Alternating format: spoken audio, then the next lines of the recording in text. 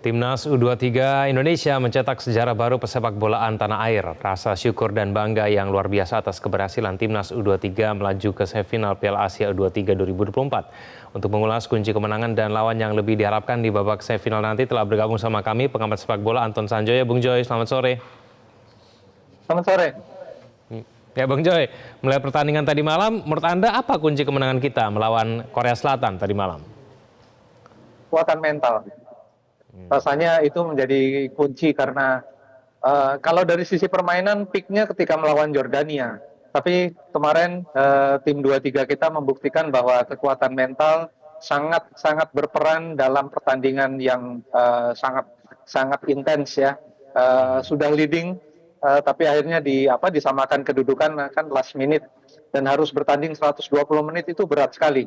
Saya pernah bawa tim anak-anak aja tanding di extra time, rasanya mereka udah mau pingsan semua ya. Dan itu pertandingan bocah. Ini adalah pertandingan yang levelnya adalah level U23 Asia gitu loh. Jadi memang levelnya sangat tinggi, hanya satu grade di bawah senior. Jadi kalau mereka bisa menang lewat adu penalti itu sesungguhnya adalah bukti bahwa mereka punya mental yang sangat kuat, karena menendang adu penalti itu nggak semua orang mampu gitu loh, nggak semua pemain besar juga mampu. Jadi kalau mereka bisa mengeksekusi dengan baik, bahkan ada yang gagal kemudian bisa diulang dan bisa mencetak gol, Hapner itu rasanya memang nggak mudah untuk melakukan hal itu. Kalau pemain bola pasti tahu ya, yang pernah di lapangan, yang pernah mengalami situasi yang sangat intens, menurut saya kekuatan mental adalah kunci kemenangan Indonesia kemarin atas Korea. Ya, Bung Joy, tapi apa yang kemudian membuat timnas kita ini terlihat tak gentar gitu ya melawan tim kuat Korea Selatan begitu? Pola latihan kah? Lalu apakah kemudian memang tampil tanpa beban? Ini hal seperti ini bisa muncul dari mana, Bung Joy? Kombinasi, ya. Jadi kalau saya lihat prosesnya, tim ini kan sebetulnya berproses agak lama gitu loh. Dan sebagian besar dari mereka sudah tampil untuk tim senior di tim yang saya sebut tim nasional itu yang senior. Dan sekarang mereka sedikit turun kelas ke level kelompok umur, jadi confidence-nya makin tinggi.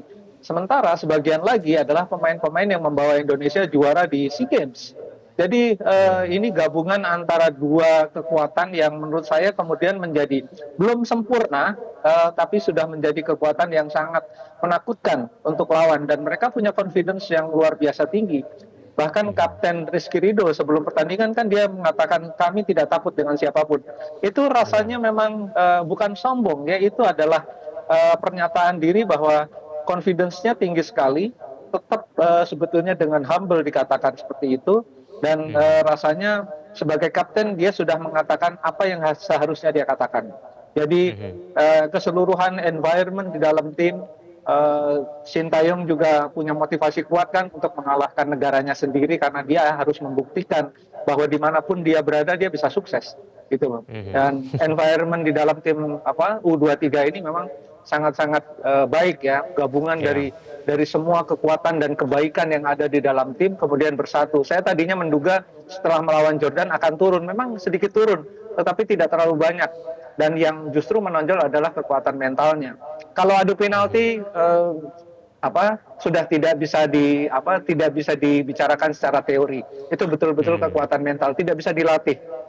Tidak bisa kita melatih seseorang untuk bisa melakukan tendangan penalti. Itu adalah feeling, itu adalah pengalaman, itu adalah kekuatan mental. Jadi saya percaya bahwa mereka bisa terus melaju. Bahkan dalam saya punya podcast, saya katakan kalau bisa mengalahkan Korea, peluang untuk juara sangat besar, karena Korea adalah rintangan yang paling berat so far. Tapi ya menghadapi nanti siapapun, Arab Saudi atau Uzbekistan, itu juga bukan hal yang mudah, karena mereka adalah mantan-mantan juara dan juara bertahan gitu. Jadi harusnya sih akan menjadi laga yang ramai juga. Dan kalau posisi mentalnya masih sama seperti ketika menghadapi Korea, saya yakin peluang menang besar dan Indonesia melaju ke final sekaligus bisa memperoleh tiket langsung ke Paris 2024. Ya, Bung Joy, tidak hanya kemudian kita menang adu penalti ya, tapi statistik pertandingan kan juga fantastis ya. Indonesia punya 21 tembakan, 5 diantaranya on target.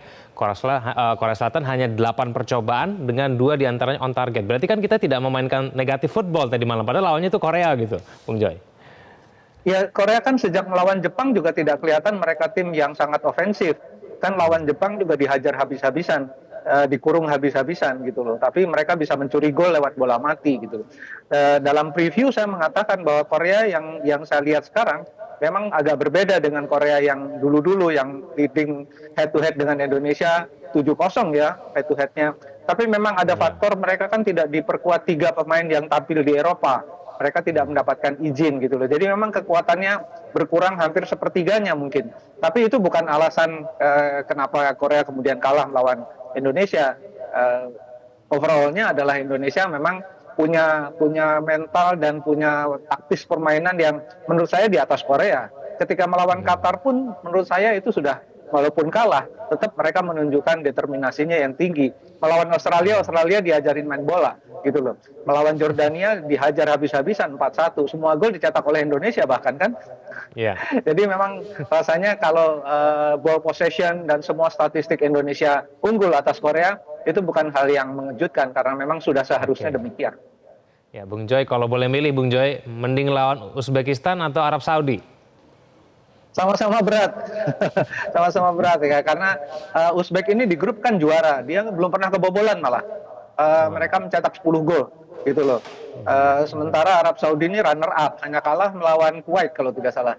Tapi rasanya sih Uzbekistan agak lebih berat ya, karena mereka kan juara 2018, mereka juga runner up di 2022. Juara bertahannya malah Arab Saudi gitu loh. Tapi kan timnya sudah berbeda. Tapi itu menunjukkan bahwa pembinaan mereka sangat bagus. Karena mereka berhasil masuk ke Uzbekistan 2 kali masuk ke final, paling enggak 1 kali juara dalam 2 perhelatan terakhir. Arab Saudi konsisten dari dulu bagus di kawasan Asia kan. Jadi rasanya sih tidak ada yang bisa dipilih. Dua-duanya berat. Gitu loh. Tapi sih saya kalau disuruh disuruh betul-betul memilih, saya lebih memilih Uzbek karena Arab Saudi menurut saya bermain di wilayahnya sendiri, bermain di environmentnya sendiri, supporternya pasti banyak gitu loh. Dan cuaca gurun lebih cocok buat mereka dan itu yang saya khawatirkan. Kalau Uzbek mungkin supporternya sedikit, tapi menurut saya kontribusi kekuatan fisik mereka yang saya lihat dalam pertandingan sebelumnya itu memang sangat dominan. Mereka agak tricky juga ya, permainannya cukup keras gitu loh. Ini bisa agak kontraproduktif untuk permainan Indonesia yang cenderung menyerang, terbuka dan bermain indah. Ini bisa menjadi bumerang bagi Indonesia. Ya, terakhir Bung Joy, kalau dalam permainan tadi malam ada yang kurang, nah itu di bagian mana itu? Apa yang perlu kemudian kita perbaiki untuk melawan 2 calon itu nanti? Saya rasa sih kemarin semua kekurangannya sudah hampir semua tertutupi ya. Jadi kritik saya sebelumnya adalah kepada Rafael Struijk. Dia adalah striker yang dipasang sebagai ujung tombak gitu loh. Tapi dia belum bisa bikin gol kan dalam 3 pertandingan sebelumnya. Kemarin dia bikin brace, golnya cantik-cantik lagi gitu loh. Jadi dia membuktikan lini depan dia memang layak dipasang terus gitu ya. Tidak harus diganti dengan Hoki Caraka atau Ramadan Sananta. Di bagian lain menurut saya sisi kelemahan terutama ketika transisi di sektor kiri sudah mulai bisa kelihatan lebih rapi, lebih bagus lah. Sektor kanan yang masih agak lambat ketika build up serangan. Tapi rasanya sih kemarin agak kecapean juga ya karena bermain 120 menit.